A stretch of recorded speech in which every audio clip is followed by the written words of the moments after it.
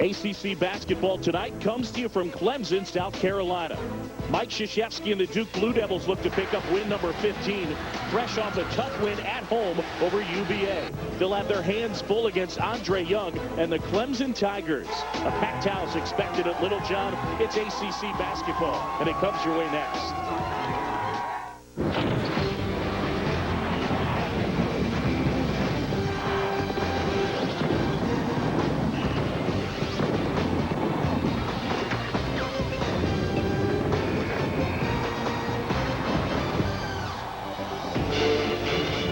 Watching the ACC on ESPN. ACC Sunday Night Basketball is presented by Reese's Peanut Cups. And from Little John Arena here in Clemson, South Carolina, it's number 6 Duke taking on Clemson. Hi, everybody. John Shabba, Hubert Davis, Allison Williams will join us coming up in a bit. Well, yesterday we saw on the national scene ranked teams go on the road and take their lumps. Kansas State, North Carolina, to name a couple. And so Duke better be ready tonight. I think that's why Duke's shoot-around this morning, they were so businesslike. I mean, for 45 minutes, they went hard, 5-on-5. They covered everything, and I think Coach K was trying to send a message to his players. It's going to be very difficult to get a road win here in the ACC. All right, we go one-on-one, a little bit similar this matchup to North Carolina FSU, offense and defense. Well, when you look at Duke, they're one of the best offensive teams in the country. They have 5 or 6 guys that can score 20 points any given night, and then Clemson under Coach Brad Brownell has been terrific defensively. I love how they finish their possessions with the rebound, not allowing second chance points. That's what they have to do in order to knock off Duke tonight.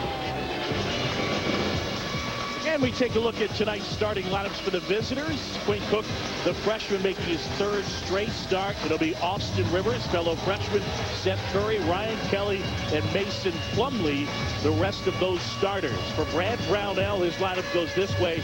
Lightning quick, Andre Young, he is their top scorer, joined in the backcourt by TJ Sapp and Tanner Smith.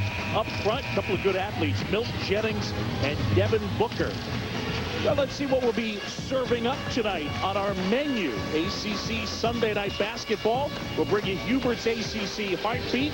More on Coach K and Clemson guard Tanner Smith and all the great work he does. Let's check in with Allison Williams. Hey, John, we are seeing some uncharacteristic defensive stats for Duke this year. While they played better in their last game against Virginia, Duke is second to last in the ACC in scoring defense and last in field goal percentage defense. Coach K said they are still evolving and there's room for improvement, but he also was quick to point out their tough schedule so far. However, associate head coach Chris Collins told me that a lot of times it's about pride. He said in the ACC, especially on the road, we have to play with more urgency on defense. Well, the second half of that win against Virginia, great defense for the Blue Devils, and they'll try and continue that trend, but they played one of the toughest schedules in the nation.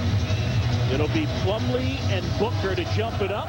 Booker wins the tip, and it's Clemson basketball. Well, from an offensive standpoint for Clemson, this is going to determine whether they're in the game or not. Their ability to score in the half court. They don't have a go-to guy. They're going to need a number of guys against a set deep defense to step up and get high percentage shots. Booker working on Plumlee. Loose ball. And another loose ball. Andre Young comes up with it. So a mad scramble early on.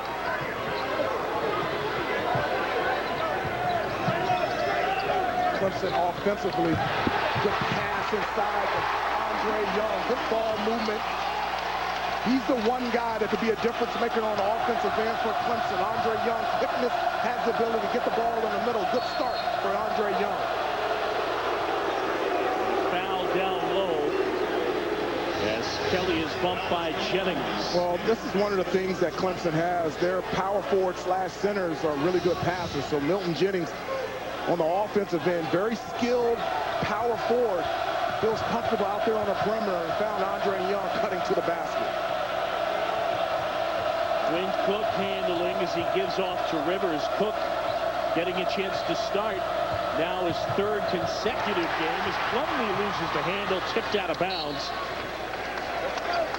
And it's Clemson basketball. Mike Krzyzewski in his 32nd season, all-time winningest coach in NCAA Division I history, and those 4 national titles, 91, 92, 2001, and most recently in 2010 over Butler. Offensively, Clemson will run a motion offense, move the ball from side to side. Late clock situations, a pick and roll, and you can see the versatility of Devin Booker and Milton Jennings. Well, Booker, the offensive rebound, couldn't get that putback throwdown.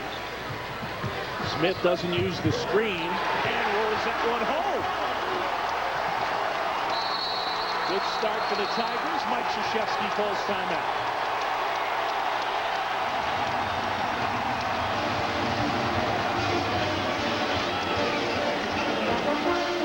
This place is hopping early on.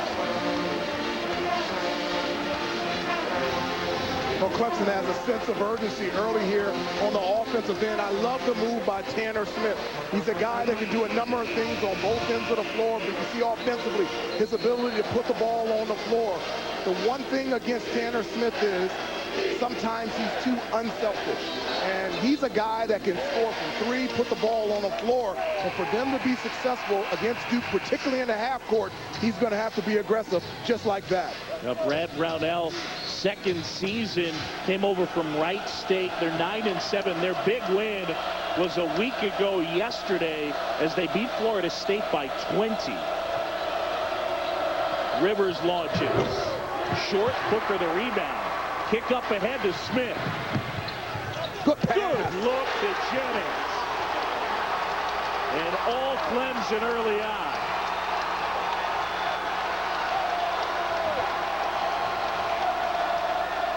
Coach K frustrated with this start for Duke. Good pass to Mason Plumlee.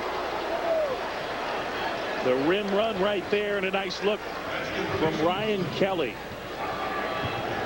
But Coach K not happy with the start for Duke. Already has 5 guys waiting at the scores table to come in. He's going to take out the entire starting lineup.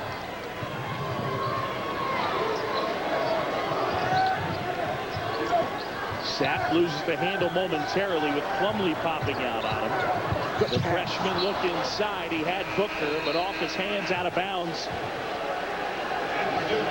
And here come the subs, 5 for 5.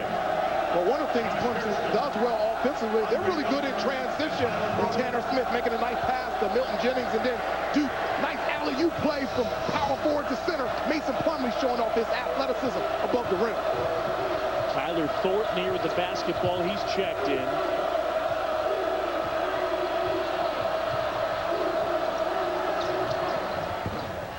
Andre Dawkins, great shooter, couldn't get it to go. And here comes Young into the front court. Clemson getting a lot of looks in close. Jennings over Hairston. That's where he can be very effective. You know, he's not a guy that catch the ball on a block, bang, bang, get to the rim. But 1 or 2 steps outside the lane, he has the skill level to be able to score, tremendous quickness, and be able to knock down that 10, 15-foot jump shot. Miles Plumlee now. And it traveled.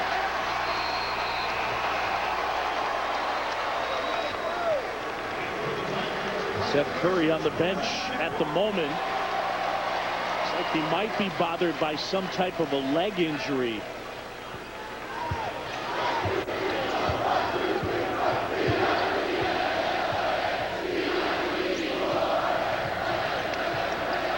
Young hesitation.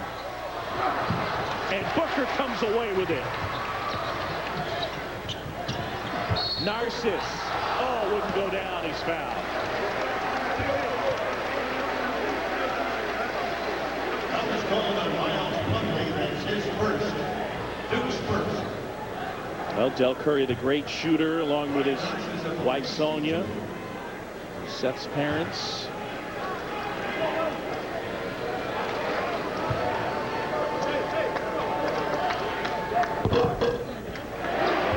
Gets to go. Well, one of the things that I've been surprised at with Duke offensively, they have a huge size advantage, particularly down low on the post. With Mason and Miles Plumlee, Ryan Kelly, their ability to score this year down low on the post. Not one time on the offensive end have they thrown the ball down low on the block. All their offensive possessions have resulted in shooting the ball from the outside. They have to get the ball into the paint, dribble penetration, or throw the ball down low to the box and utilize their size. Clemson by 8. Banijay kicks to Thornton. Plumlee the ball. Miles back to work. Nice move, strong to the hoop. That's where Duke should go every offensive possession. The ball needs to run through their big guys. This year is a difference. Mason and Miles Plumlee, they can give you something down low on the block and let the big guys touch the basketball.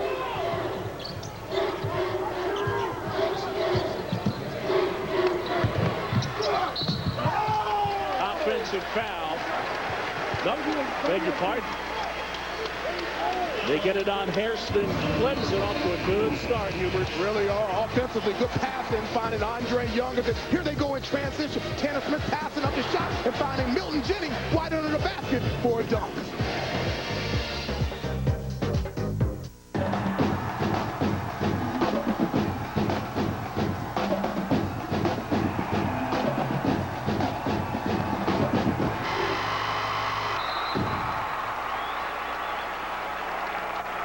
So you two are gonna love this place. You know, for $20, you can each choose an entree from an incredibly limited menu and share an appetizer. It's like one bite that's gone, right? We love it. I am not sharing an appetizer. It's 2 for $20 at Golden Corral. It's non-stop appetizers, salads, all-you-can-eat entrees, desserts, including the amazing chocolate Wonderfall. It's unlimited deliciousness. It's the ultimate 2 for $20 dinner buffet, Monday through Thursday. Golden Corral. Help yourself to happiness. Okay, here we are in Utah, and this is Sam and his Nissan Frontier. He's about to crush Devil's Ridge. Okay, watch the rocks. Okay, he's fine. Come on. Oh. Are you getting this? What? Wow! Wow!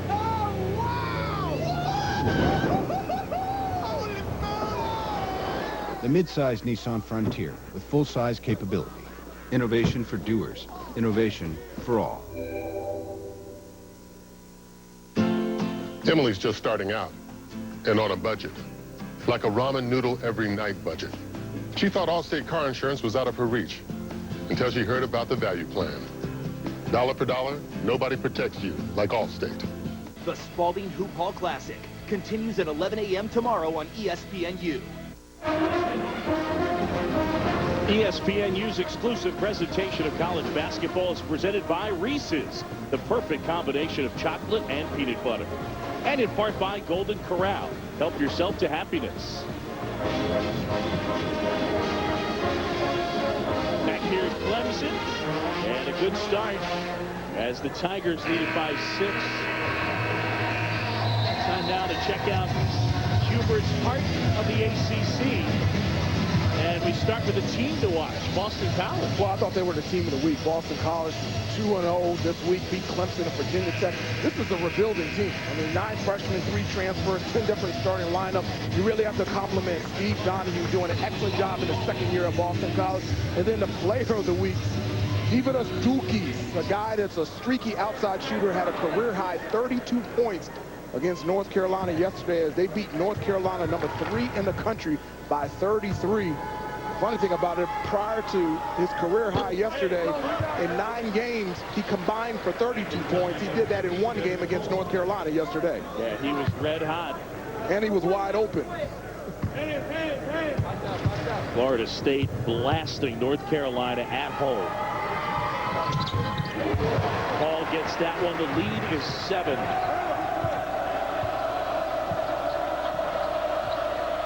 Duke early on has had trouble on the offensive end. 3 turnovers and 2 field goals. So this is an offensive group that doesn't play a lot of minutes together. But remember on the last possession, Miles Plumlee was able to get an offensive rebound, score on a post. Look for him to throw him the ball. But look at Andre Dawkins coming off a pin down play. He's one of the best outside shooters in the country. Thornton being harassed out of bounds. It'll stay with Duke. 5 on the shot clock. And this is what Duke can't do. It's late clock, late game situations. They don't have a go-to guy. They don't have a playmaker that can break down the defense and create a shot for himself and create a shot for his teammates. Yeah, Rivers really the only guy. They go with the lob. Knocked away nicely by Booker.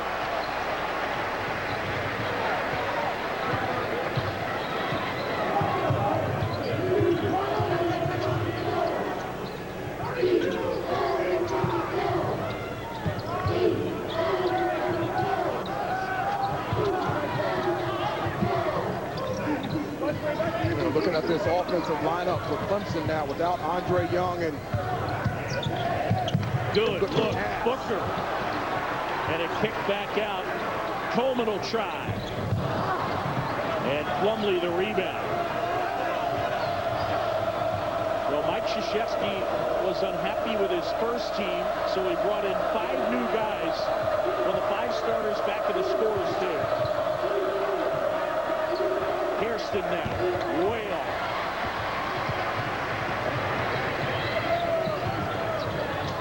One guy Clemson has to look for offensively with this group on the floor, it has to be Devin Booker. He's the guy. So look for him to post 1 or 2 steps outside the lane. He can face up. He can shoot down that 15-footer. Off the window and good. And that's the guy that they have to locate. With that team out there on the floor, he's the one guy at the power forward position that can create his own shot.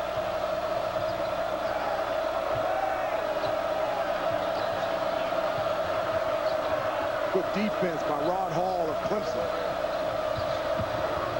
Plumlee in close and couldn't hit. And it is physical down low. Benajay and Narcissus. Well, Mike Krzyzewski bringing his starting 5 back in, looking for some answers. The Blue Devils have been frustrated early on. And remember, there were struggles against Virginia from 3, and especially from the free throw line. Well, they struggled against Virginia because they couldn't get the ball into the middle. You know, Virginia does that pack line defense. They're not a defense that overextends getting in the passing lanes, but once you get inside that 3-point line, they're a very tough defensive team, and they did a great job contesting Duke's 3. So again, the starters back in for Duke. 2 field goals, 7 in the first 7 minutes for Duke. Baichu, offensive rebound, and then it's ripped away by Curry.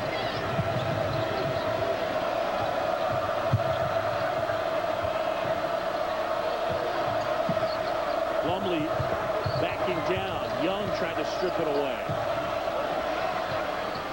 And Cook able to hit.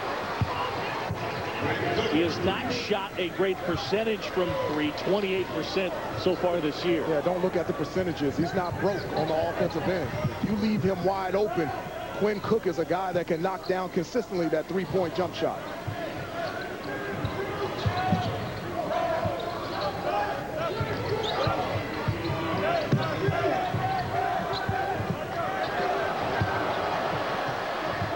Baichu rolls it home. Wow.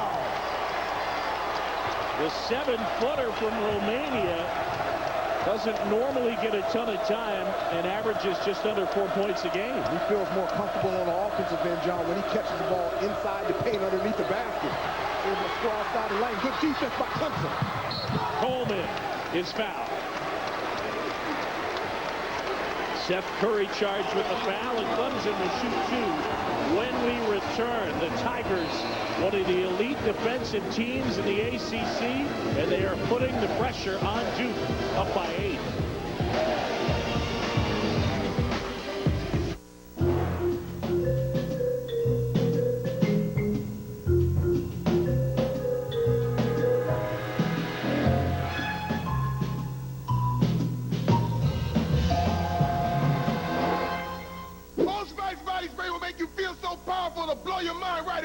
face!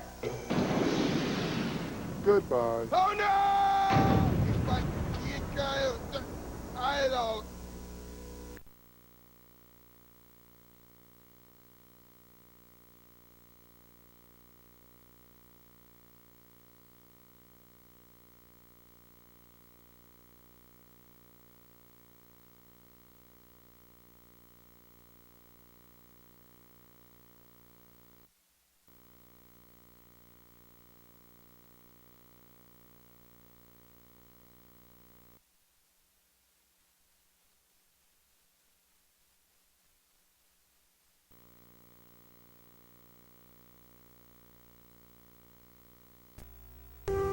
"40 years ago, he wasn't looking for financial advice.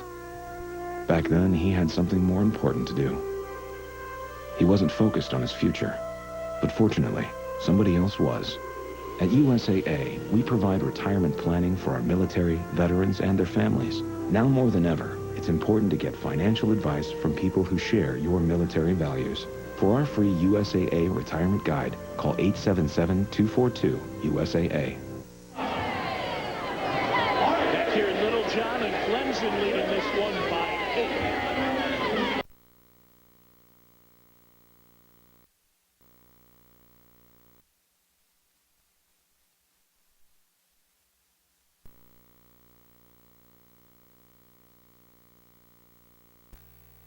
High school basketball featuring some of the best teams and top players in the country. 11 a.m. Eastern on Monday. Miller Grove, Georgia against number 4 St. Anthony's, and then Bishop Gorman from Nevada with the ESPNU 100 top-ranked player Shabazz Muhammad.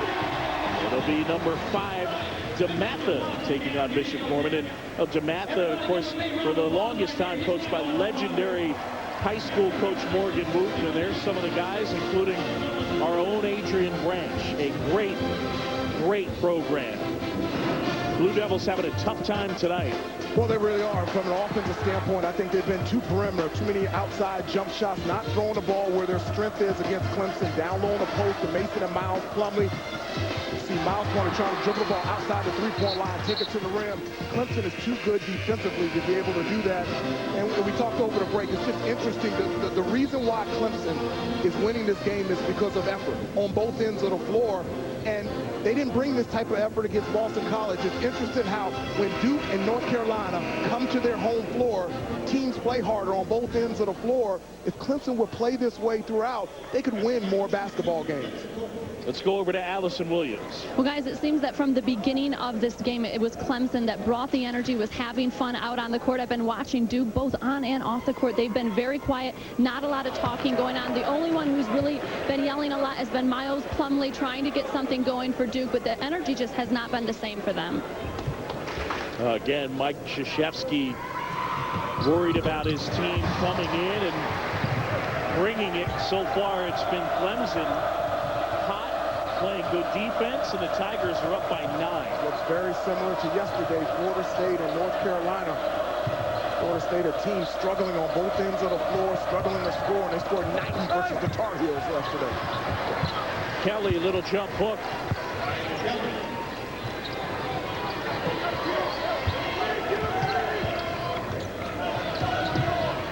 Andre Young, their primary ball handler, and he is quick. There's Jennings, who can do it inside and outside. Milton Jennings, one of the top recruits in program history. He's got 6 early. Both him and Devin Booker have the ability, and you see Quinn Cook. This is why he's in the starting lineup. He's an excellent defensive player, but he has the ability to be a playmaker on the offensive end. Excellent ball handler, fantastic passer, but he can get into the lane, and he does a great job, despite his size, to be able to make floaters and layups among the trees.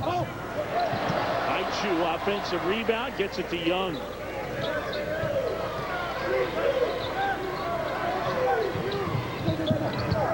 One of the things that Duke struggled with against Virginia, the defensive glass, as UVA was very good on the offensive boards. There's Kelly pushing ahead. And now gets it to Cook. They'll set it up.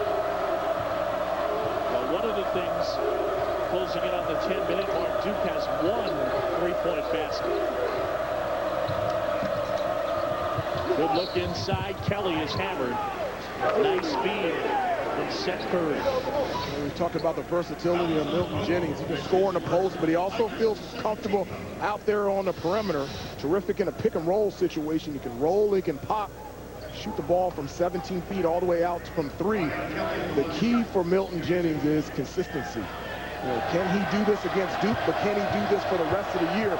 That's what they need from Milton Jennings, consistency on both ends of the floor.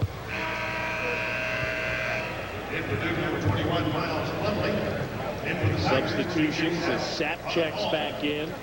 Hall as well as Young, Baichu, and Jennings grab a seat. Ryan Kelly, 81% free throw shooter. See, he's averaging over 12 a game. His first 2 years combined, he averaged about 4 a game. So he's taken that next step. And done a nice job, really stepped it up, rebounding the basketball as well. He's the only pick and pop power forward on Duke's team. He can shoot the ball from the outside from the power forward position. Ball to give off to Sapp, and Curry tracks it down.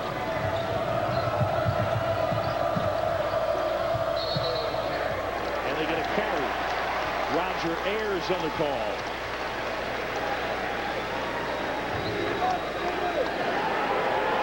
Six turnovers on Duke. Mike Krzyzewski having a little chat with Roger.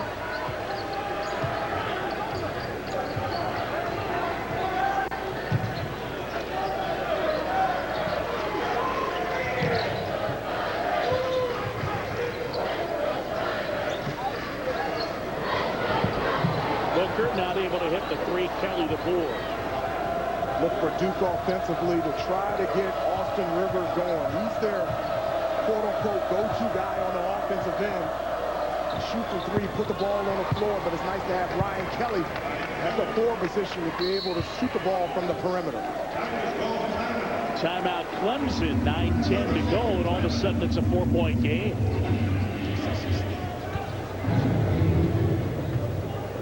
You see Quinn Cook do a good job drawing defenses, and that's why it's so hard and difficult to guard Ryan Kelly, because he's a big guy that can play inside and out, feels very comfortable out there on the perimeter, knocking down that perimeter jump shot.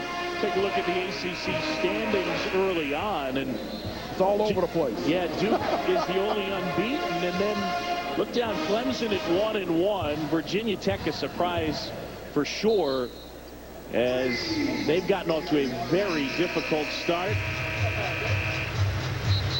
NC State at 2-1, and Florida State with that big win, their lone loss to the Tigers. I think Virginia, despite the loss against Duke, showed Mike Scott, one of the better power forwards in the country, but outstanding defensive team.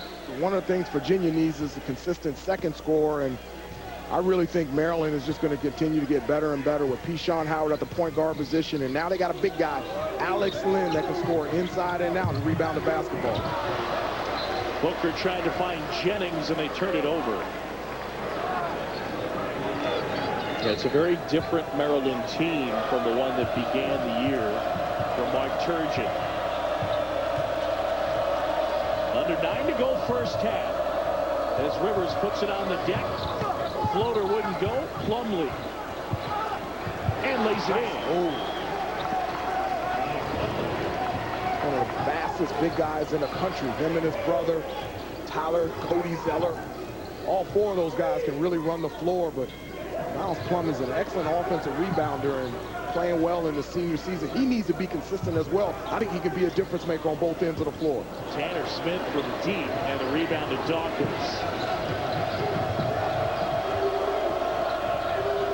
Duke got a 7-0 run.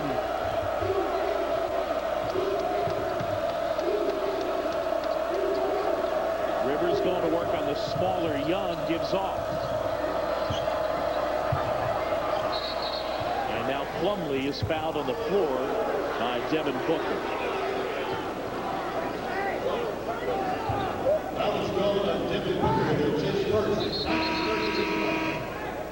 You get the sense that Duke is getting a little more comfortable. I think the other thing, too, you come out with a lot of energy. It's difficult to sustain that level of energy for 20 full minutes of playing time. It really is, but I thought on the offensive end over the last 4 or 5 minutes, Duke has gotten better shots. You know, they dribble penetrated with Quinn Cook, threw the ball down low on the post, and I think they've done a better job getting back defensively. Good block there by Plumlee. Clemson leading by 2. Quinn Cook able to knock down the jumper as Duke able to come back with Milton Jennings off to a good start. And the jumper for Ryan Kelly. Tight one here in the ACC. Virginia, the Hokies, and the Cavaliers. Virginia off to a great start. Seth Greenberg's team desperately needing a conference win. And it comes your way next Sunday at 6 Eastern. And the rest of our schedule, the following week, number 3, North Carolina at home against Georgia Tech.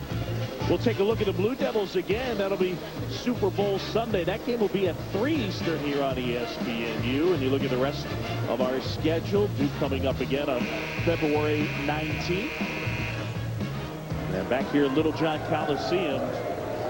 And the Tigers playing pretty good defense, as they are known to do. And after a hot start, they've been a little cold.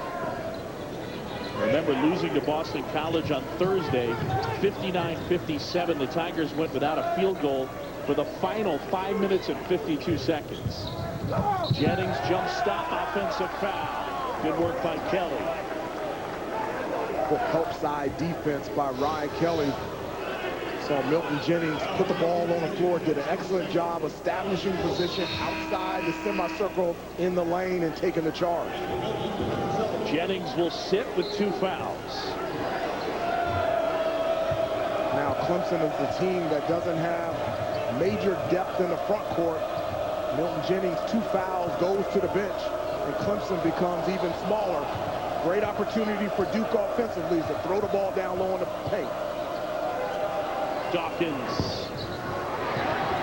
Kelly tips. Rivers ends up with it. Good hustle. Oh, my goodness. Smith eventually with it. Smith to the rim. And they're going to count the goal. They're going to say goaltending.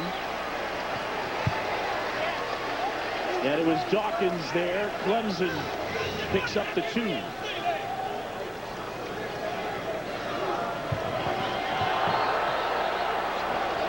That was close.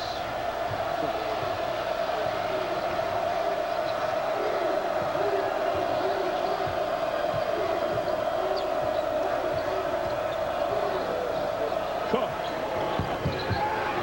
And Duke is cold from the outside early on. That's the only shot that's going to be available to them. They've got to dribble, penetrate, get the ball down low on the post.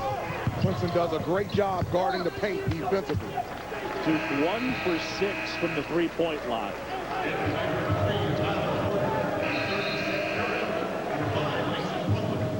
Brad Brownell in his 2nd season at Clemson. He continued the Tigers' streak of reaching the NCAA tournament last year. They beat UAB, lost to West Virginia. 4 straight NCAA tournaments for the Tigers. Air ball, Plumlee rebounds. A pass. Kicked up ahead. Wow! And the throwdown, Andre Dawkins. Known as a perimeter jump shooter. You can see his type of athleticism. This is why I would like to see him put the ball on the floor more. He has the skill to be able to get to the rim, not just a standstill jump shooter. He can put the ball on the floor, and he needs to do that more often.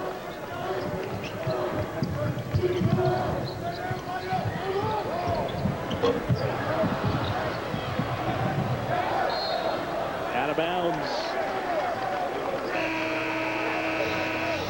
Good job getting a rebound, block shot, good outlet pass. You can see Seth Curry throw that ball ahead, much like Kendall Marshall, and finding Andre Dawkins in transition. You can see their center, Mason Plumlee, was out on the break as well. You know, you think of Seth Curry as a shooter. He actually leads this team in assists.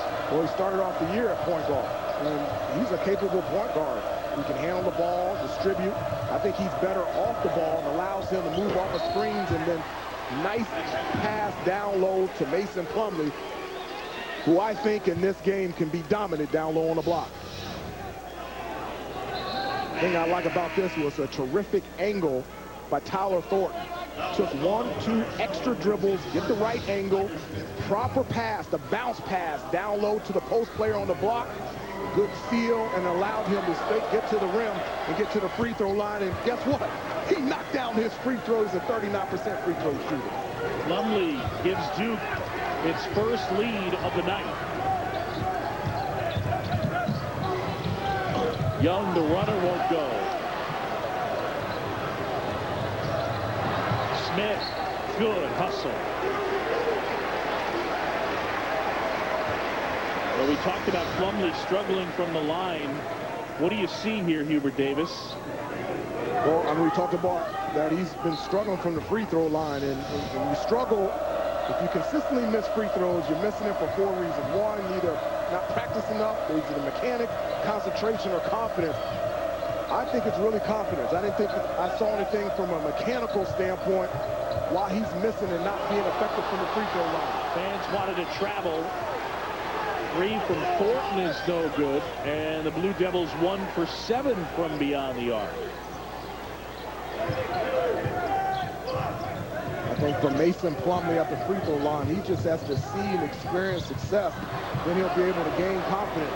He gets to the free throw line the most for Duke. He's going to have to do a better job percentage-wise knocking down that free throw. And Curry buries it. 41% from 3. And Duke on a 15-2 run. Timeout Clemson. All right, so what's changed in this game? I think Duke has stepped it up defensively, gotten the rebound, been able to get out in transition, have gotten better shots, dribble penetration, throw the ball down low on the post. That's pretty good defense on Seth Curry. He is one of the best, I think the best versatile shooter in the country. He is a great shooter off the catch and shoot, and he is a great shooter off the bounce. And in transition, that's an easy shot for him. Kelly, Curry, and Rivers, 3 guys you see take a lot of them. Thornton, when he's on the court, will shoot it, but the other guy as well, of course, to keep in mind is Dawkins, who can really knock it down. So they have, you know, what you'd say is 4 capable three-point shooters, and they're one of the top 10 in NCAA three-point percentage. They come into the game at 41% as a team. And also offensively, they do a good job of getting to the free throw line. They're #1 in the ACC, getting to the line 28 times a game. So, and then box out there, Brian Marsh getting an offensive rebound put back. Goodness. 2-point game. That brought the crowd to life.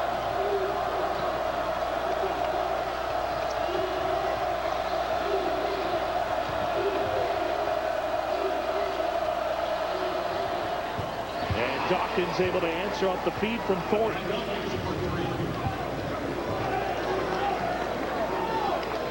What else that has allowed Duke to get back into the basketball game is Clemson is struggling to score in the half court. We talked about that at the beginning of the game. The last 11 possessions, they have 0 points going up against a set Duke defense.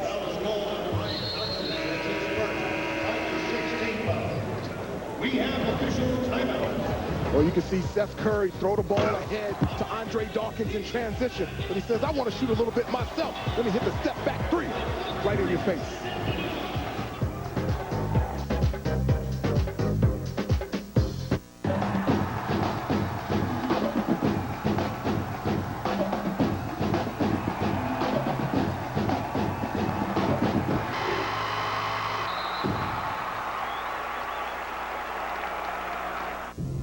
Like so many great pioneers before me, guided only by a dream, I'm embarking on a journey of epic. Cheska's message, you know, he benched them all, brought them back in. They came with a lot of energy and emotion, and their frontline guys, 6 or 7 from the field. We'll break this down more at halftime. Also, Maryland, Georgia Tech highlights in a huge top 10 game in the Big Ten, guys. All right, guys, look forward to that. Our game here, 5 points, and Duke cold early, but things have gotten in sync at the offensive end. Well, I think they've gotten better shots. I mean, you have Seth Curry in transition, being able to shoot from 3. But I also thought they threw the ball down low on the post, drew defenders. Mason Plumlee is a good passer, threw the ball back out for Quinn Cook, who percentage-wise doesn't look like a good 3-point shooter, but he can consistently knock down that perimeter jump shot. And then I think Clemson has helped them throughout the year and for the rest of the year. They're going to struggle in the half court. They don't have a go-to guy. They don't have a dude on the offensive end that late clock, late game situations create his own shot and also create shots for his teammates.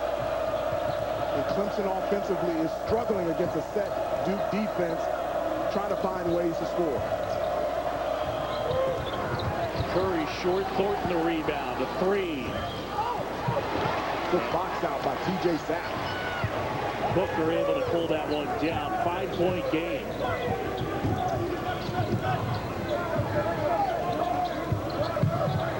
Narcissus. Thornton ahead to Plumlee, who couldn't foul. Booker tosses it up and puts it in.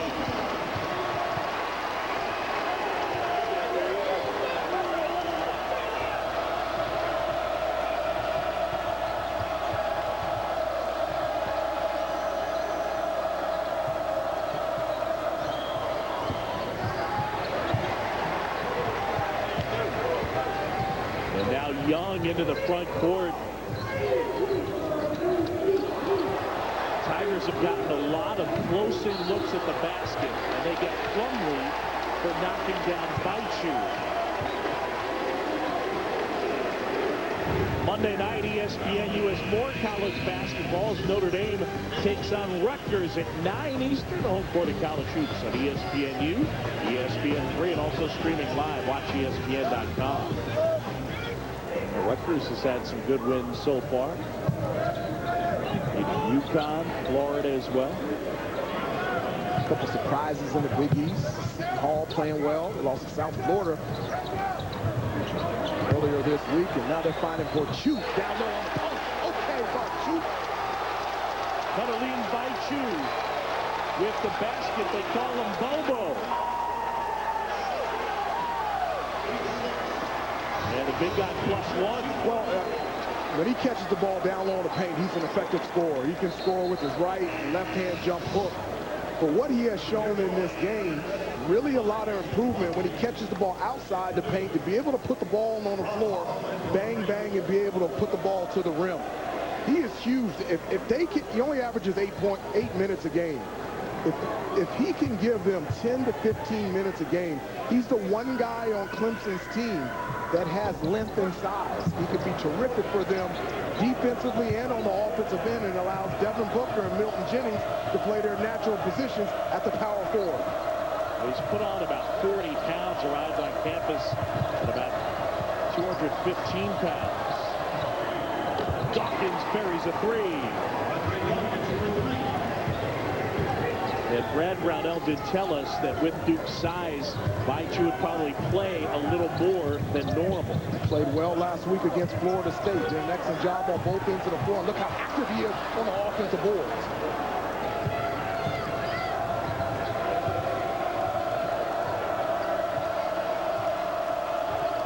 Under 2 to go first half. And it's been a tight one here in Littlejohn. Clemson got off to a fast start. Duke has answered. Kelly. Jennings did a good job, or I should say Booker did a good job contesting that. Smith. And they'll get Baichu at the foul.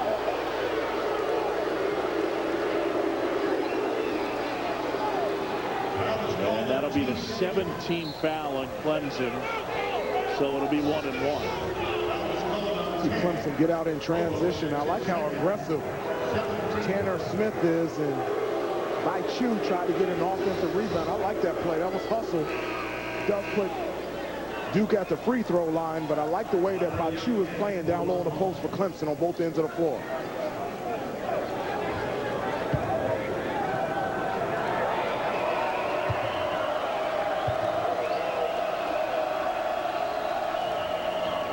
Dawkins able to rattle home the front end. He's 73% from the line. Andre Dawkins actually mentioned how good a three-point shooter he is. He started their first 8 games, and a guy capable of giving them help, whether it's as a starter or off the bench. Good crowd sellout here in Littlejohn.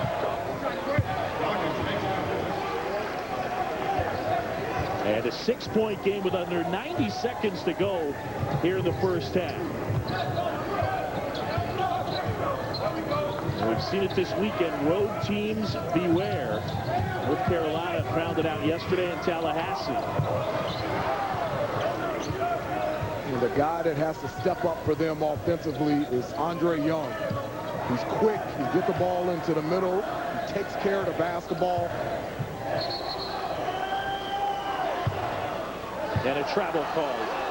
Turnover on Clemson. And that's number 7. Andre Young likes to play. He's more comfortable off the ball, but for Clemson to have a chance, he's going to have to be aggressive. To think attack every time he touches the basketball.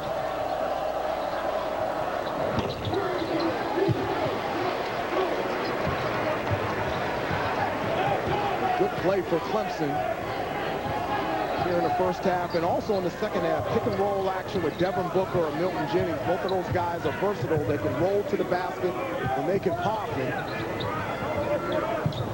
Andre Young had Ryan Kelly on him. You have to take advantage of that and get the ball into the lane. Inside, Booker gets it to go. Duke was switching all ball screens and pick and rolls. You have to make them pay. You got a power forward center on you. Dribble drive, get to the rim. Curry going to work. Kelly hangs, can't hit. And that is the way the first half will end. Duke leading by 4. Andre Dawkins, 10 points off the bench. And Clemson getting a lot of looks inside. For more on the Tigers, Allison Williams standing by with Brad Brownell. Thank you very much, Coach Brownell. You guys came out.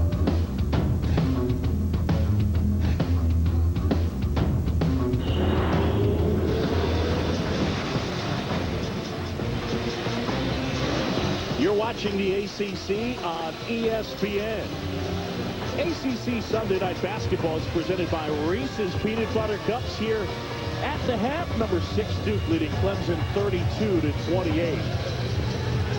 John Schaub, Hubert Davis with you. And when you look at the first half, Clemson really fed off the crowd and got a hot start. I thought they were terrific defensively, and that allowed them to be efficient on the offensive end. They were able to get into a fast break in a half-court situation, dribble drive penetration, found their big guys underneath the basket. But Clemson actually is really good in transition.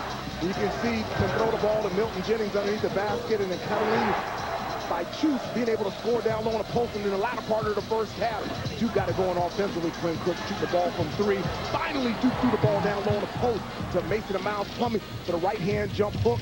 And that got them back into the game. And then Andre Dawkins coming off the bench, double-figure points, 10 points off the bench, couple 3-point jump shots. And interesting, he starts the second half, and Austin Rivers starts the second half on the bench. Yeah, the Plumlee brothers both start the second half, and as you mentioned, Dawkins out there too. Quinn Cook handling. Oh, reverse layup, nicely done. He's the one guy that has the potential to be that playmaker that Duke really needs. He's only averaging about 12 minutes a game, but over the last 5 games, because he's been in the rotation, his minutes have gone up. Really like his dribble drive ability, good passer, finishing inside the lane. I think Duke has found their point guard for the rest of the year.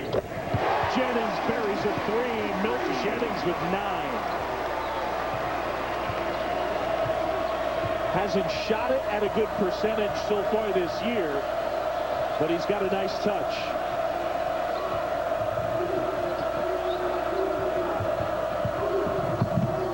Curry takes a tumble. And Dawkins gets bumped by Smith. The fadeaway wouldn't go. Smith. It has been physical early on to start the second half. Duke by 3. Both of those possessions, Duke with Andre Dawkins and then Tanner Smith of Clemson. What a great opportunity. Pump fake, put the ball on the floor. And this is the difference this year as opposed to last year. They can throw the ball down low to Mason Plumlee. Good post move, up and under, score down low on the block.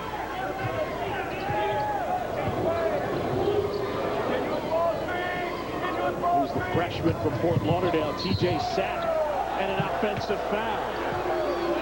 For more on Duke, we check in with Allison. I talked to associate head coach Chris Collins at the half, and he said the reason Clemson got off to such a strong start was because they played with more intensity and they won the battle on the boards. At one point, Clemson was out rebounding them 9-2 with about 12 minutes left. He said they started to play better when they played better defensively, especially in the paint. He said Clemson got too many points from their big men and their guards penetrating. They need to stop that. They need to win the rebounding battle. Then they can kick it out and get the transition going and get their offense run. Quinn Cook, another 3. He's off to a good start here in the second half. The drive to the rim and now the triple. And Cook had a 3-pointer in the first half. And understands, John, when to pass and shoot. Pick and roll situation. Andre Young went underneath the pick and roll. And we've said on a number of occasions, Quinn Cook can shoot the ball from 3 as well as Milton Jennings for Clemson.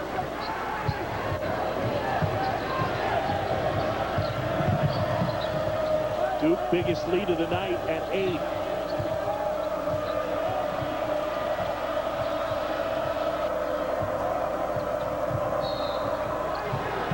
And Curry gets fouled on the floor.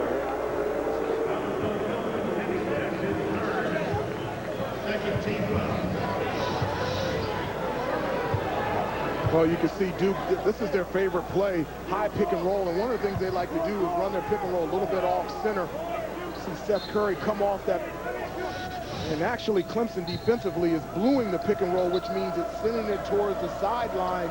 In that situation, Seth Curry has to attack that big guy, get the ball into the lane. He's got a number of shooters on the perimeter that can shoot from three. Curry. Wow. Oh, well done. Seth getting to the rim. And 5 points for the junior. Timeout Clemson, 10-point lead for the Blue Devils.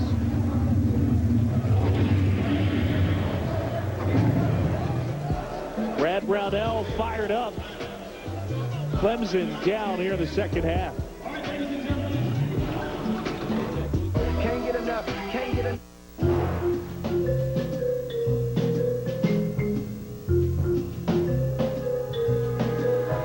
John and Clemson led by their second-year head coach Brad Brownell. First head coaching job at North Carolina Wilmington, then moved on to Wright State.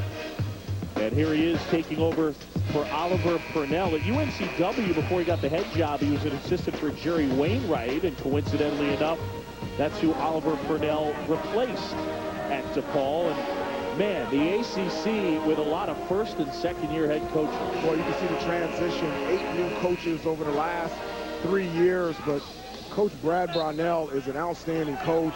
Been to the NCAA tournament with 3 programs, UNC Wilmington, Wright State, and then Clemson last year, and he took a team that wasn't overloaded with talent, won 22 games, 9 games in the ACC, and won the first game for Clemson in the NCAA tournament for the first time since 1997 when they beat UAB in the first round, or whatever you want to call it, the first 4 of the NCAA tournament. They should have beaten West Virginia, but they had to play on Tuesday night in Dayton. Then they had to play West Virginia and Florida at noon. Yeah, Thursday. On Thursday. Ran out of gas in the second half. But Brad Brownell was not shy about saying that one got under his skin a little bit. Didn't exactly give him the best chance. But even though a lot of transition in terms of coaches, I really believe good shot by Devin Booker that the ACC, in terms of their foundation, is at a great spot. All of those coaches are fantastic. And Jeff Bezdelic will get Wake Forest back. Steve Donahue, BC Boston College back. Brian Gregory, Georgia Tech back. Then they got the addition of Syracuse and Pitt coming to the ACC. Miles Plumlee, the tip. Looked like it might have been offensive interference. Smith, the jumper. Offensive rebound. Feed in Jennings. Lots of hustle underneath from Clemson. Eventually it's Miles Plumlee. Dawkins a 3. Wow. That is a big swing from the tip in by Plumlee to the other end. Point blank looks for Clemson. And Duke a 3. Jennings. Oh, left hand. Nice touch. Good move by Milton Jennings, but what is going to allow Clemson to get back in this game? Get after it defensively. Have to know personnel. Andre Dawkins, great three-point catch shooter. Make him put the ball on the floor, make a play to the rim. Out of bounds. It'll be Clemson basketball when we come back. And in transition, Duke knows where their shooters are, and great recognition by the freshman point guard Quinn Cook, finding Andre Dawkins wide open for 3.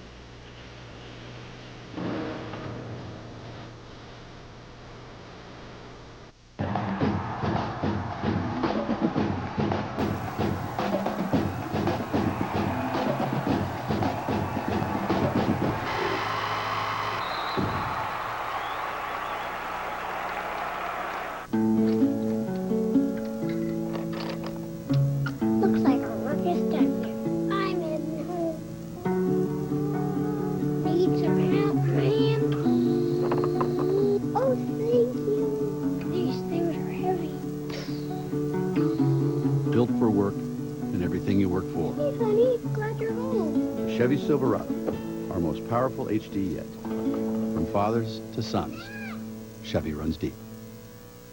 Papa John's, NFL, the Super Bowl. There's no... ESPNU with a full day of high school basketball featuring some of the top teams and top players. 11 Eastern, it's Miller Grove taking on number 4 St. Anthony. Of course, coached by Bob Hurley Sr. Then 1 Eastern, the number 1 ranked player in the ESPNU 100, Shabazz Muhammad, leads number 24 Bishop Gorman against number 5 DeMatha. Andre Dawkins having a great game and second half. Well, you have to find him in transition. He's one of the best catch-and-shoot jump shooters in the country. You can see a little pump fake, one dribble pull up from 3, but he can also run in transition. You can see the athleticism, being able to finish above the rim. Played great tonight. Andre Dawkins can play even better. I talked about earlier, he has the ability to put the ball on the floor, mid-range game, get to the free throw line more. If he would utilize his pump fake, put the ball on the floor, mix up his game offensively, I think he could develop into a go-to player for Duke and really improve on the defensive end. They need him to be consistent every night. Good work on the glass as Milton Jennings gets the tip in. KJ McDaniels, the freshman from Birmingham, has checked in for the first time for the Tigers.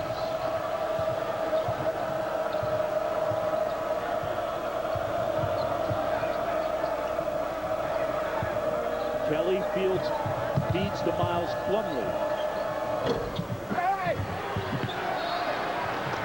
Out of bounds, it stays with Duke.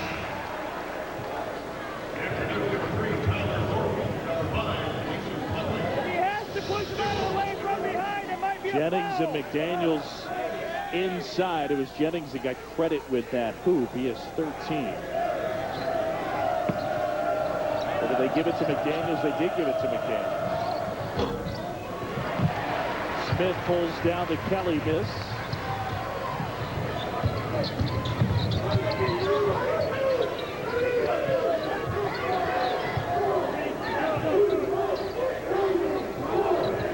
Really has not been able to get Andre Young much in the offense.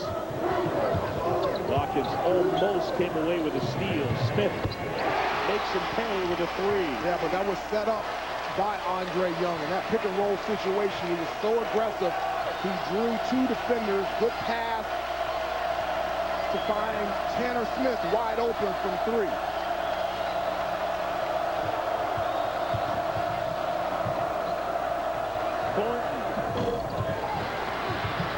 Plumlee comes flying in, and it ends up with McDaniels, who wisely slows it down.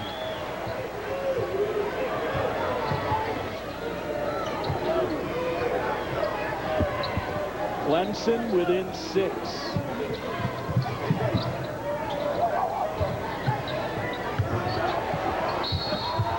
Smith is bumped, and he'll shoot 2.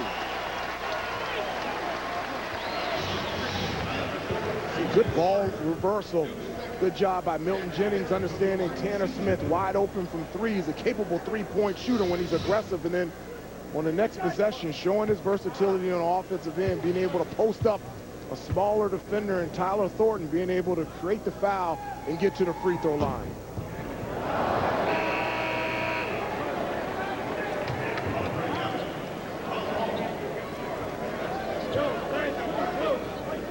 For more on Tanner Smith, we go over to Allison Williams.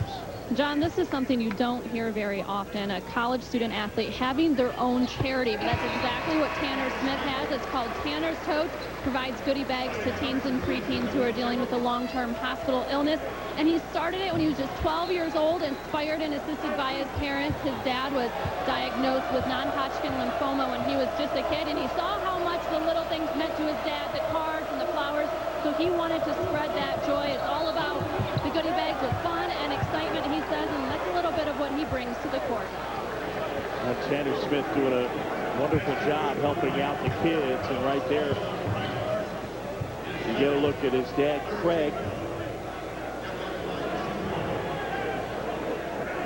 Craig is battling graft versus host disease right now.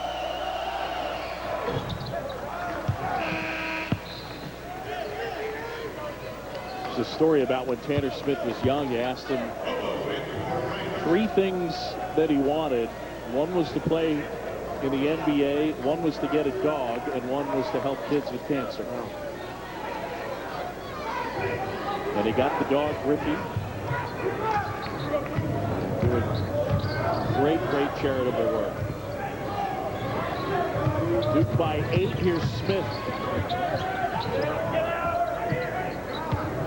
Look at this offensive group for Clemson without Andre Young in the game. Well, that'll help Devin Booker off the window. He's got 10. Not a high percentage shot. But Devin Booker is capable of knocking down that 17-foot jump shot. I like to see him go down to the post a little bit more. Good athleticism, ability to get to the rim. Dawkins loses it. Clemson basketball. We talk about half-court execution. That's going to be the #1 key for Clemson. Can they get good shots? Can they make shots against a set Duke defense? And Devin Booker was able to create his own shot and knock it down from the perimeter.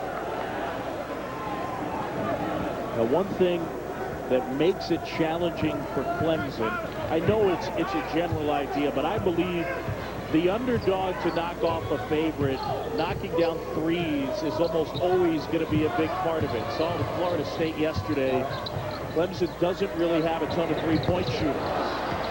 Young not able to hit, and Thornton the other way.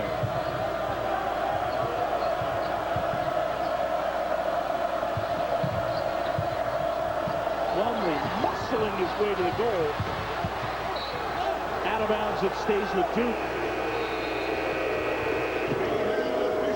Our under 12 timeout. When we return, we'll talk about the greatness of Mike Krzyzewski.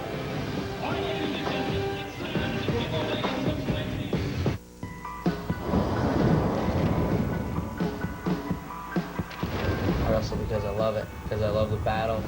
I love being a warrior and the competition involved with the sport. When you get your arm raised, you know, you're excited, obviously, but you're looking ahead already. You got to be looking ahead at your next goal, your next step, and preparing for that.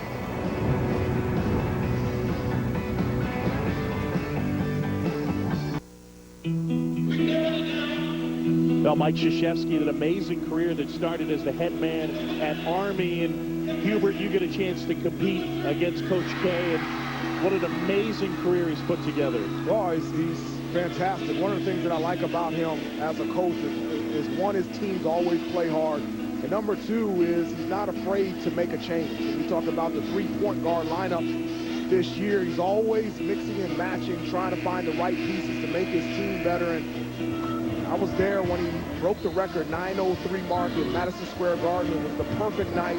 Madison Square Garden is the best place to watch him play a game. They had Jay Billis and Coach Bob Knight calling the game, and going up against a team in Michigan State and Tom Izzo that I think is a great example of what college basketball is all about.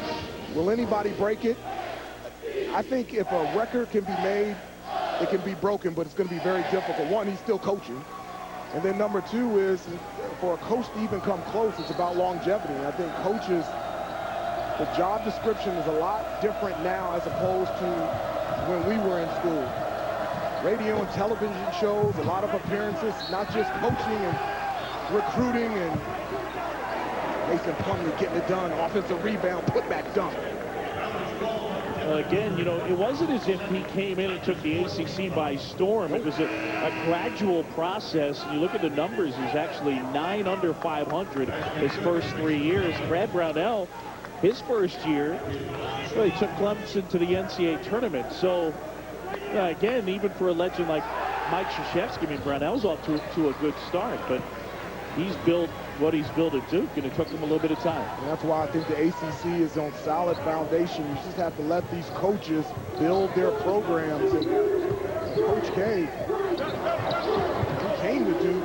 Duke wasn't broke. I mean, they went to the final game, won a number of ACC championships, and for him to go 38-47 his first 3 years, it's hard to believe anybody can do that after he had 56 coaching changes from last year to this year. Good drive by Austin Rivers.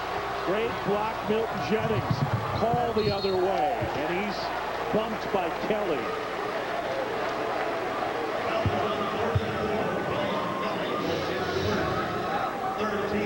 Austin Rivers has really struggled offensively, but in that situation, use your left hand going left, use your left hand, but good block, and then it allows Clemson to get out in transition where, from an offensive standpoint, that's where they score their best.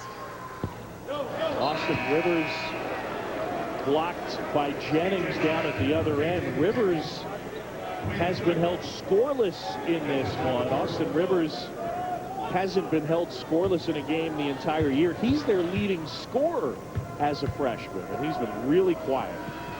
John, he's trying to find out his role. And as a freshman, he's the go-to guy. He has to score, he has to penetrate, he has to distribute, and he has to defend. And that's a lot of responsibility on a freshman. And at times he's been up and down, but he's a fantastic player, and he's going to continue to get better and better. Kelly gets a good look at it, and no, they get an offensive foul. Mason Plumlee charged, and that's number 3. We talk about Shabazz Muhammad from Bishop Gorman out in Nevada, #1 player according to ESPNU 100. He was number 3, was Austin Rivers, the Naismith High School Player of the Year out of Winter Park, Florida, leading scorer on the team, and of course the son of Celtics coach Doc Rivers. Yeah, my wife babysat Austin Rivers. I played with Doc Rivers 2.5 years with the New York Knicks, and when we used to go on the road, my wife Leslie used to help out with Austin Rivers as a baby, and I told him to sing lullabies of going to North Carolina. He went to the state of North Carolina, but he went to Duke. Come on, Austin Rivers. Leslie's singing the fight song to Austin Rivers. My wife didn't get it done. It didn't take.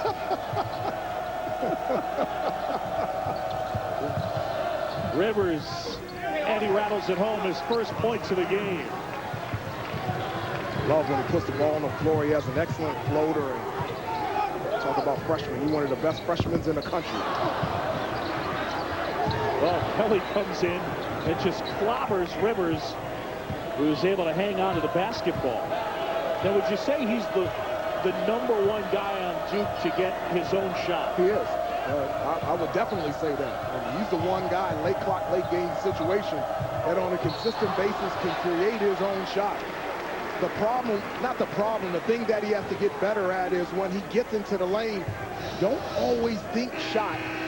Get into the lane, don't predetermine what you're going to do, and sometimes in those situations, pass the basketball and be a playmaker as well. They got that last foul on Ryan Kelly, and that's number 2 as Rivers sits alongside Kelly. It's Duke by 10. Clemson led by as many as 9 in the first half. Jennings going to work. Milton Jennings been pretty determined inside and outside. The junior from here in South Carolina. Milton Jennings of the line shoots it.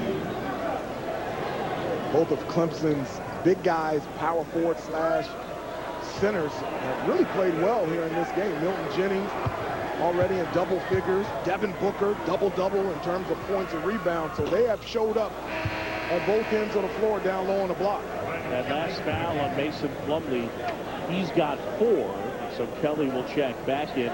Milton Jennings, as Plumlee grabs a seat. Jennings, he got into a little spat on the sideline out in Hawaii with Brad Brownell during a game against Southern Illinois, and it was heated. He was sent to the locker room, ended up getting suspended for a game. Asked Brad Brownell about that. He said, nope, everything's fine. And statistically, he's actually played better since then. And they get to travel on Quinn Cook. 13th turnover on Mike Krzyzewski's team. One of the things that they worked on during shoot-around is how to attack that three-quarter, half-court press that at times Clemson defensively likes to run. When a team pressures you, whether it's full court, half court, three-quarter court, you want to beat that defensive pressure with the pass as opposed to with the dribble.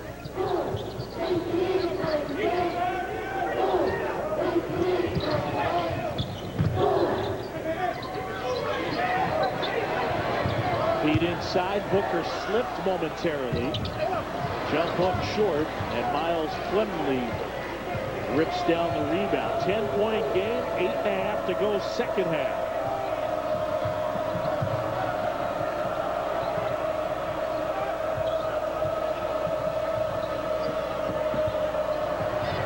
And a loose ball ends up in the hands of T.J. Sack.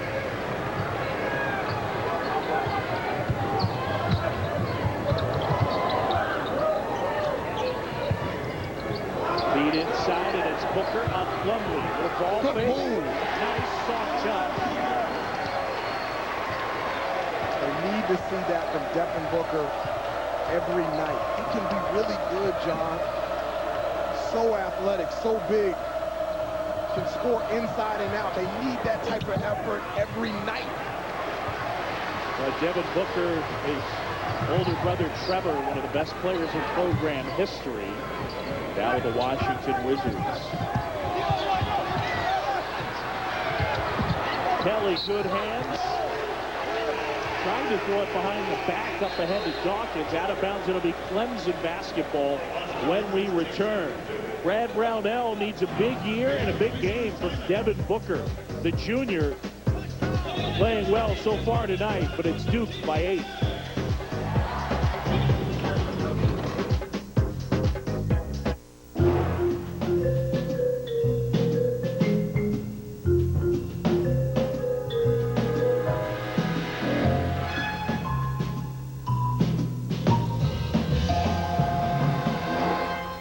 Look at that. Bite.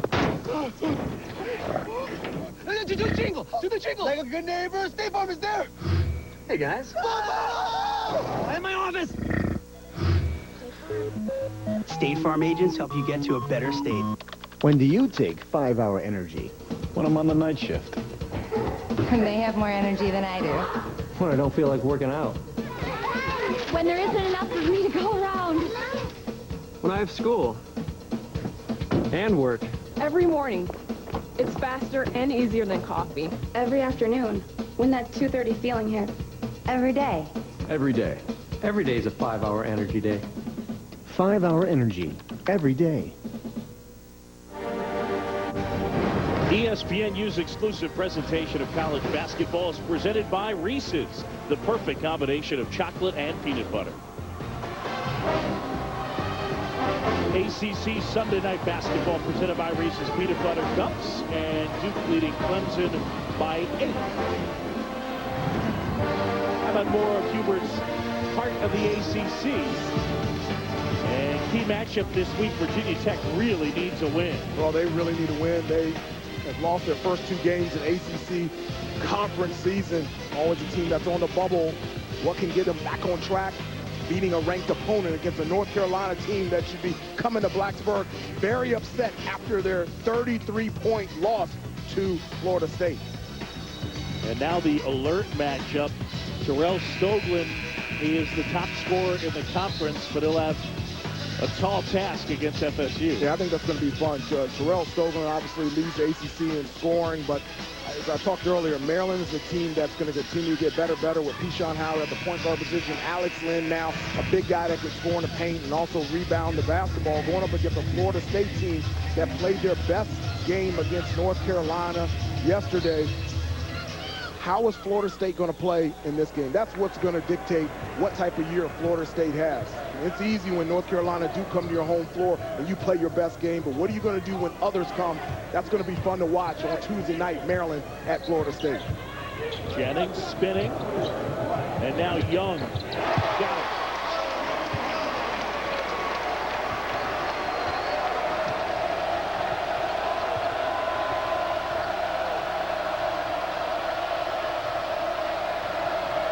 Good D. Out of bounds, it'll stay with Duke.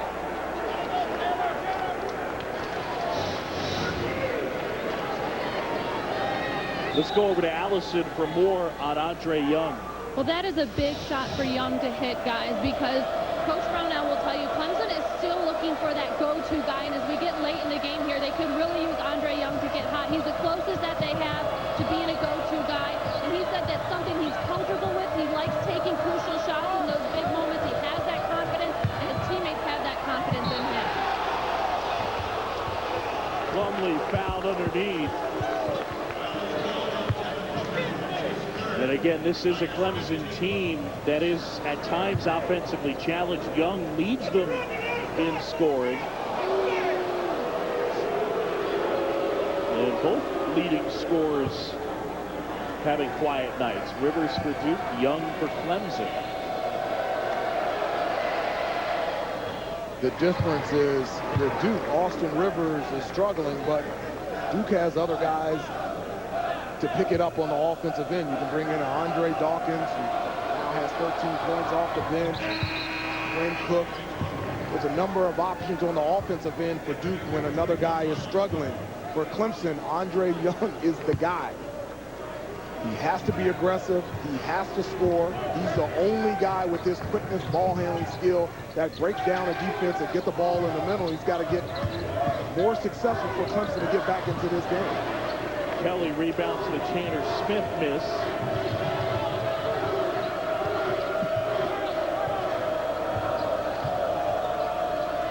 Duke got off to a cold start in the first half. Clemson was on top by 9. Blue Devils have settled down offensively, and a nice move right there by Austin Rivers. He's got 4.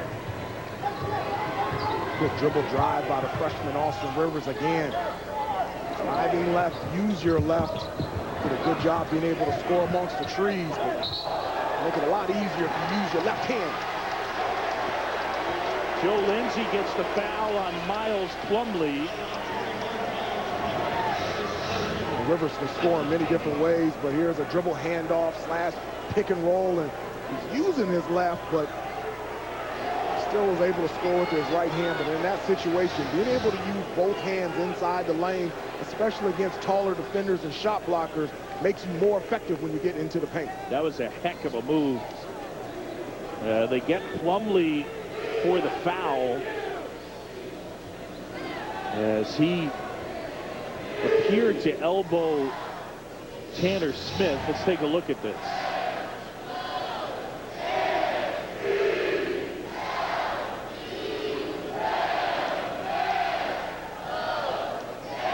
It's hard to see on that angle.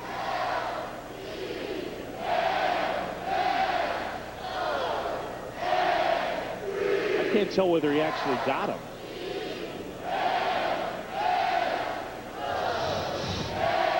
I couldn't tell whether there was actual contact, because there's no doubt that you'll see players flop. He may have gotten him right in the forehead when Smith went down, but I couldn't see there. Well, let's say this. If Mason Plumlee really got him, Tanner Smith will still be on the floor. Okay? Yeah. Let's keep it real.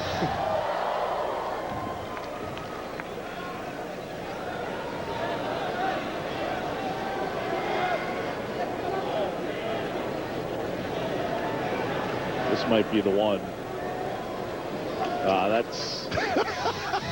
That is, for me, not worthy of a flagrant one. Come on. So again, they've changed intentional foul to the flagrant one. Not a legitimate play on the ball or the hold or push from behind. Plus the elbow above the shoulders. Flagrant 2 always results in automatic ejection, excessive contact during live ball, or dead ball, and then abusive conduct or behavior. 2 shots in the ball if it's flagrant 1. What's the penalty for a flop?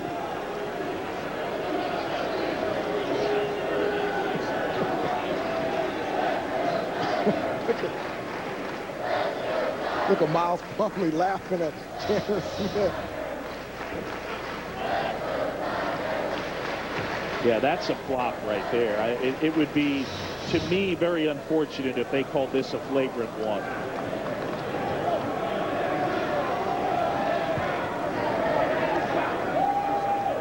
I think you should call a foul for flopping. I'm with you on that one. Wow.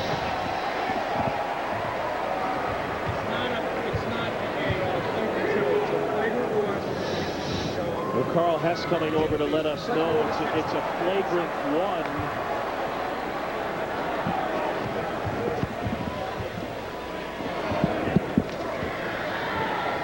So 2 shots in the ball. I don't like this rule. I'm with you. I don't like it at all. Miles Plumlee got the rebound. I think it's gone too far in a direction where you got to be allowed a little bit of space. And in that spot, it felt to me like he just tapped it. I agree with you. Jennings inside, and he's fouled. You're making a simple rule more complicated. Well, Monday night, ESPNU has more college basketball as Notre Dame takes on Rutgers, 9 Eastern. The home court of college hoops on ESPNU, ESPN3, and also streaming live. Watch ESPN.com. You know, you jokingly said you think a foul should be called against a flopper. I got a big problem with it. You know, you see it more in soccer, but the idea that a player might possibly be ejected for a play that didn't actually happen. Exactly. For those that want to say it's gamesmanship, I'm not in on that. Tanner Smith pushes Curry down to the deck. I think an intentional / flagrant foul, elbow rule, the charge block call, all, in my opinion, are simple calls that have been made complicated through rules.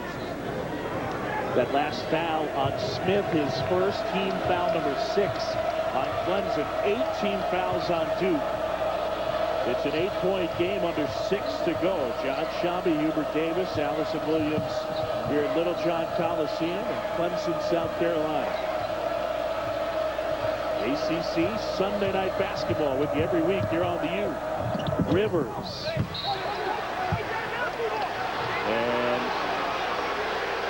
I think that Joe Lindsay was saying that somebody had stepped on the baseline from Clemson and making contact with the basketball, so it'll be Duke ball.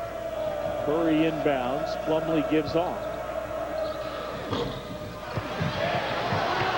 And it is tapped back out to Duke. They'll set it up.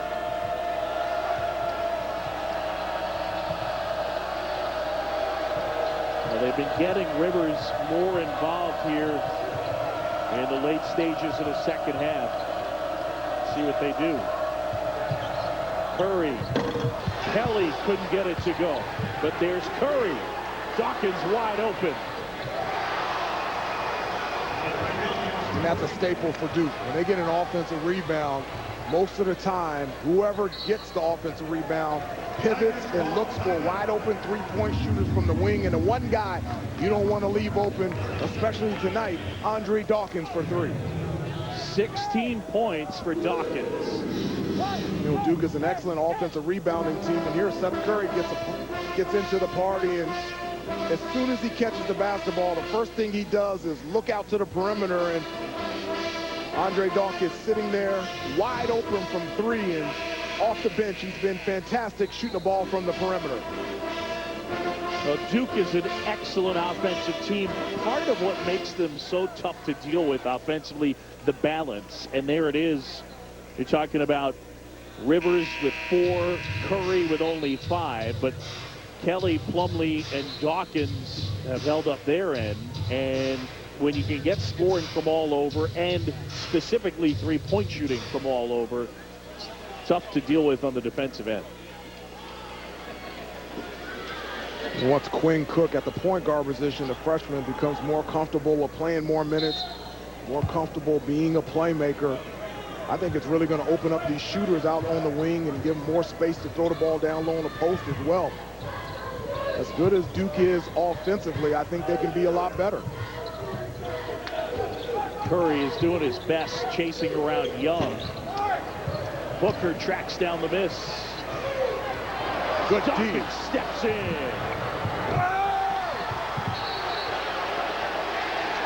And they call a tech on Dawkins for hanging on the rim.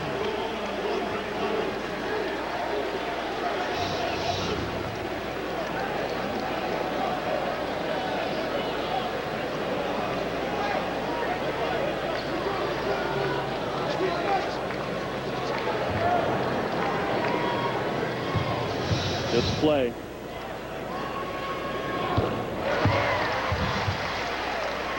I think the other thing too on that, Am I getting too cranky in this direction? No. I think you got to be a little careful as far as something you may think is showmanship. Right. You know, there is that balancing act, and sometimes even in a spot where there's not a player there, you can get yourself in a position where it gets a little dangerous. I agree with you. Dawkins just apologized to the official for doing that. I'm not saying that's the spot that happened, but every once in a while, you go up to that dunk and by yourself land on your tailbone. I agree with you.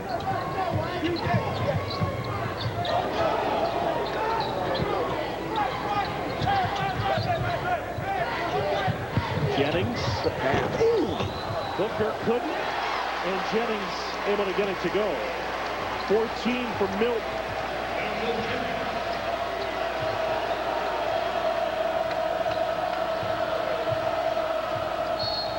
And they foul Rivers. Our under 4 timeout. Brad Brownell's got to figure out a way to chip away at a 9-point Duke lead.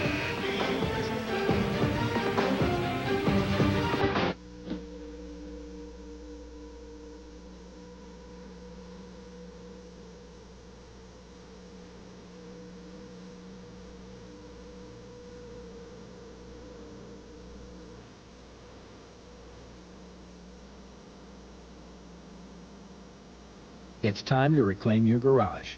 The all-new Passat, the 2012 Motor Trend Car of the Year.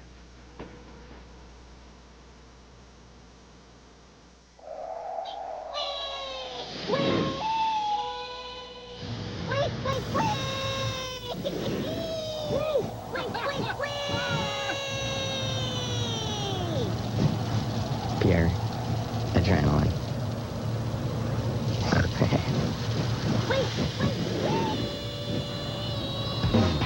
Everything you love about Geico.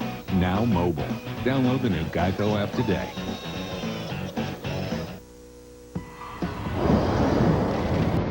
EJ Manuel, football for the city.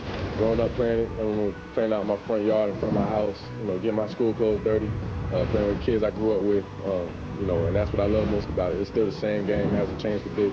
Even when I was 6 years old throwing the ball, it's the same way throwing a big-time receiver here in front of 90,000 people. That's what I love about the game.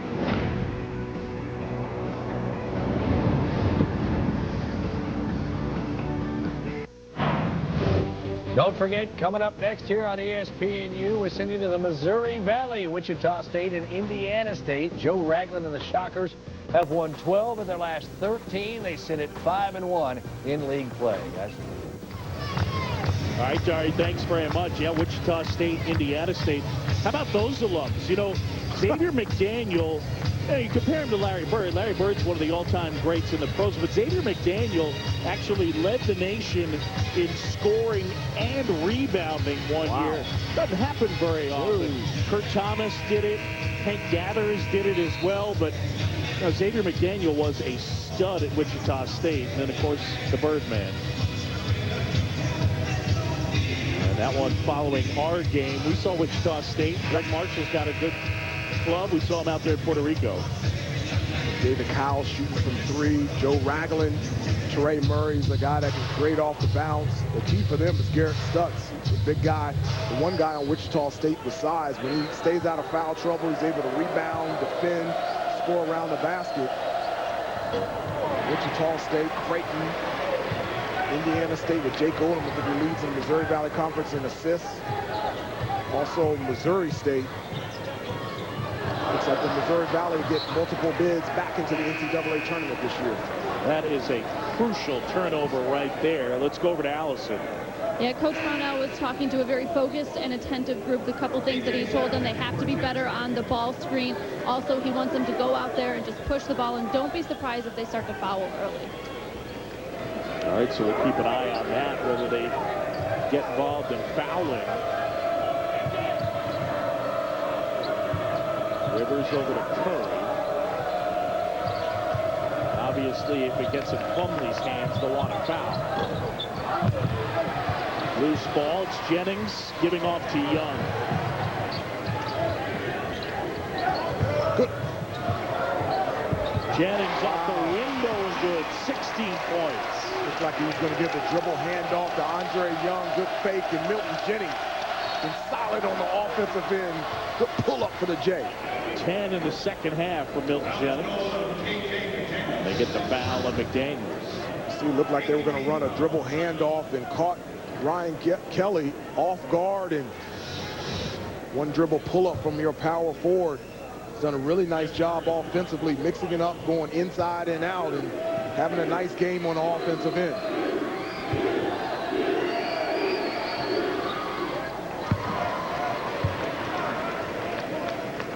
He's the one guy you don't want to put at the free throw line for Duke. We talked about them getting to the free throw line, #1 in the ACC, 28+ times a game. It's only their 11th free throw attempt for Duke throughout the game. Duke takes a timeout. Time now for our Reese's perfect play. Great balance for the Blue Devils. Andre Dawkins didn't start but came off the bench and was red hot. Mason Plumlee, as per usual, to work inside. And then getting some help. Seth Curry puts it on the deck. And late in this one, after a slow start, Austin Rivers gets to the rim and lays it in. Our Reese's perfect play featuring the Duke Blue Devils' offensive balance. Mike Krzyzewski 3 minutes away from victory number 15. Blue Devils 25-2 in the last 27 against Clemson.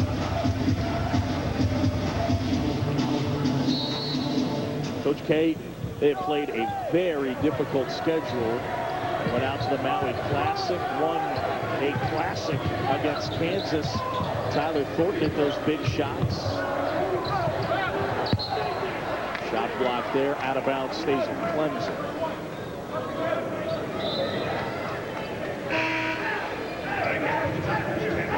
Taylor Smith checks back in.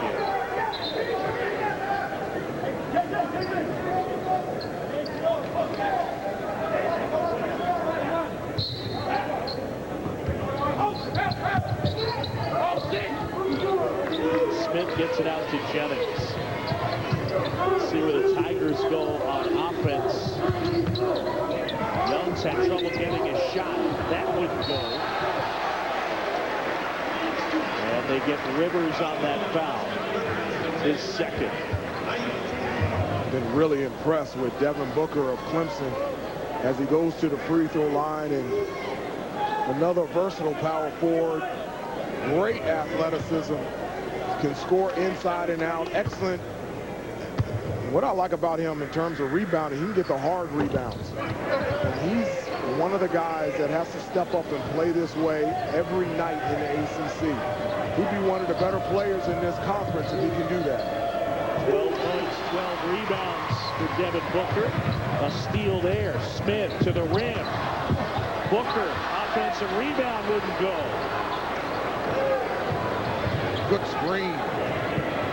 Young buries it. That was set up by a crushing screen by Milton Jennings.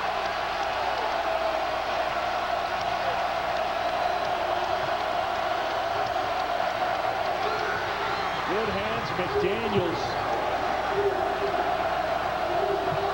Rivers launches.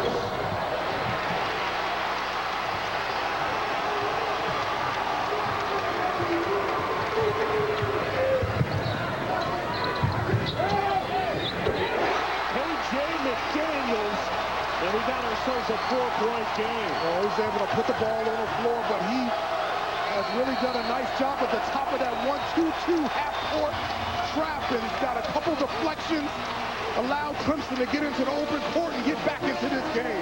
Timeout, Duke. Here in Little John Arena, Clemson, South Carolina. John Shelby, Hubert Davis, Allison Williams, ACC Sunday Night Basketball on ESPNU. Clemson got off to a fast start in the first half. They led by as many as 9, but Duke settled down. And now Clemson on a 9-2 run. And Hubert, one of the things we've seen from Clemson, they've been so aggressive on the glass. Yeah, but look at this pick by Milton Jennings to free open Andre Young from the perimeter, and then KJ McDaniel inserted in the game, and he's made an impact on both ends of the floor. Put the ball on the floor, penetrate floater inside the lane, but defensively they're trapping half court, and they're putting KJ McDaniels up there. He has tremendous length and athleticism at the guard position, and it's making it hard for Duke to attack it and get to the basket. It's ACC Sunday Night Basketball on ESPNU. We'll be with you each and every week, and a good one here. Next week we will be in Charlottesville, Virginia Tech and Virginia. Good matchup, and our schedule upcoming.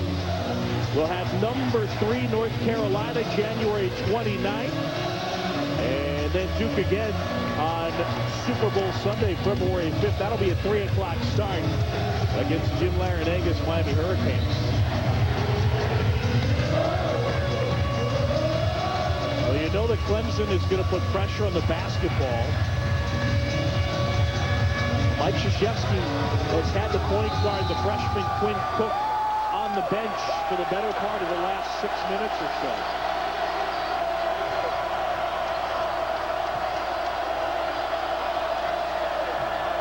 Kelly gets it to Curry. Duke has to flash somebody in the middle of that zone, and the one person you can't leave is Andre Dawkins from the perimeter. 21 points off the bench for Dawkins. Young trying to answer. And does.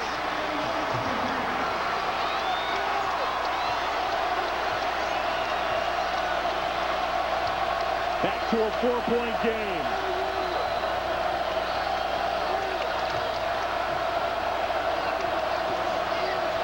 Coming up, Missouri Valley basketball, Wichita State and Indiana State. That's at the conclusion of our ACC contest.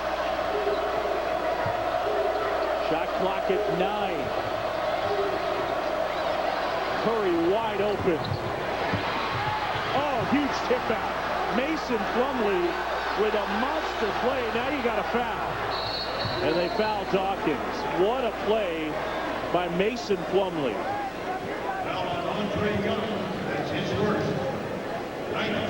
One of the things that Clemson does an excellent job at defensively is they close out possessions, they box out, they're able to get the rebound, and you can see Mason Plumlee keep it alive, tip the ball out, allow Duke to keep the possession, and then they put Andre Dawkins, gets fouled and goes to the free throw line.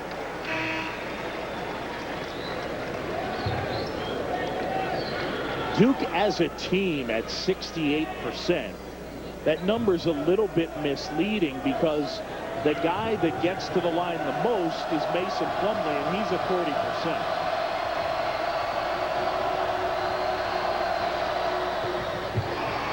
Dawkins gets the first 22 for Andre.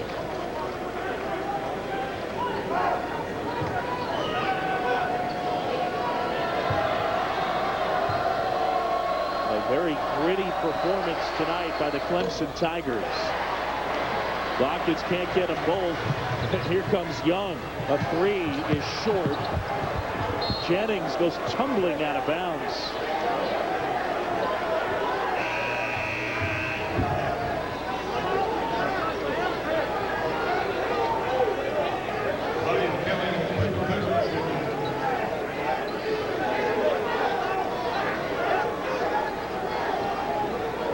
It was a good move by Coach K, getting Mason Plumlee out of the game, shooting 39% from the free throw line and putting in more ball handlers. Ryan Kelly taking out the basketball, and he's a good passer, and he also has a lot of height to be able to throw the ball in bounds without getting a turnover. Kelly calls timeout. 11.2 to go in this one, and for Duke offensively, it's been the Andre Dawkins show. Well, they struggled at the beginning of the game, and he came off the bench, and he was aggressive. You saw him in transition, but this is his game. Spotting up 3, pin down plays, catch and shoot off of offensive rebounds, and for whatever reason, Clemson has left him open. He's been an up and down shooter, but he's a guy, when he gets hot from 3, he's one of the better shooters in the country. So Clemson is going to look for a steal and then a foul.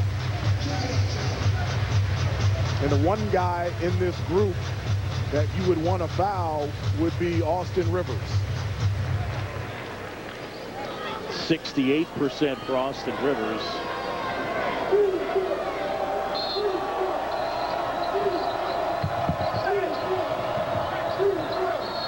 And they foul Dawkins. So Andre Dawkins will go to the line.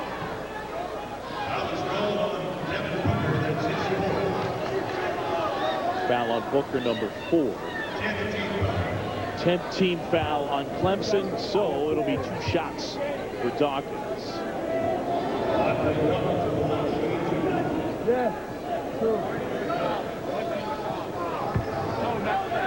Duke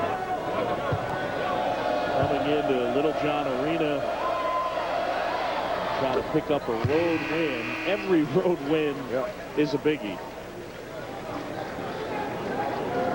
And up next, it'll be Wake Forest at home for the Blue Devils.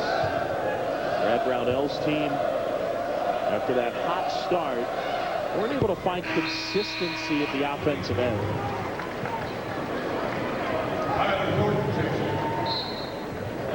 He has to like the way that Devin Booker and Milton Jennings have played. Smith the bucket. Timeout Clemson. This will be a full timeout.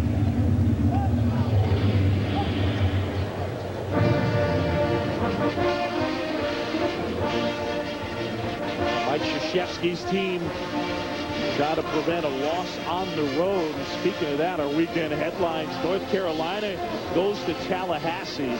The worst loss ever at North Carolina for Roy Williams as they get drubbed. Pitt continues to struggle. 6 straight losses for Jamie Dixon's team. Kentucky with a win on the road against Tennessee. And Indiana gets blown out by Ohio State. What about the upcoming week in the ACC and nationally? Well, I mean, it's interesting along with Kentucky. It's a team that, from a defensive standpoint, they're outstanding, but their 2 best players right now, freshman Anthony Davis and Michael Kidd-Gilchrist. They need Terrence Jones at that power forward position to step up, not only on the offensive end, but also defensively as well. And then you're talking about the SEC as well. Vanderbilt and Alabama going to be playing in the middle of the week. Which team is going to rise to be able to challenge Kentucky in the SEC?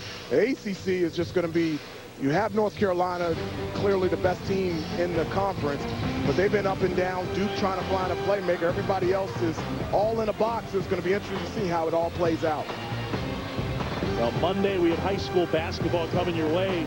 11 a.m. Miller Grove and St. Anthony's.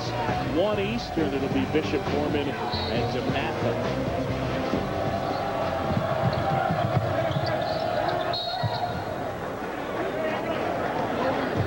Booker charged with the foul. And that.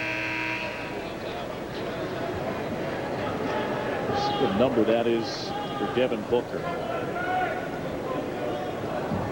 Up next here on ESPNU, Wichita State and Indiana State. That's number 5 on Devin Booker, so he's done.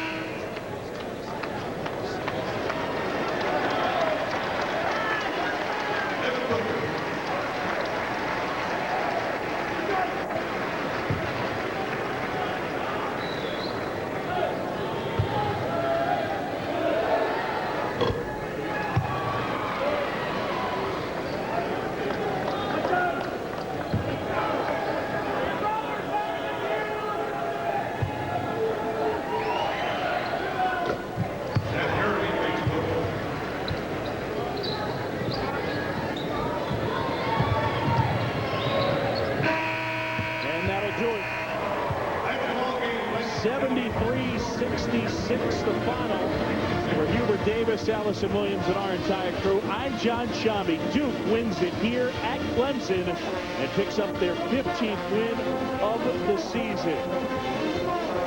Time now to send it out. Indiana State and Wichita State. Here's Mitch Poulter. Thank you, John Shambi. Tonight we're in the house. President Krzyzewski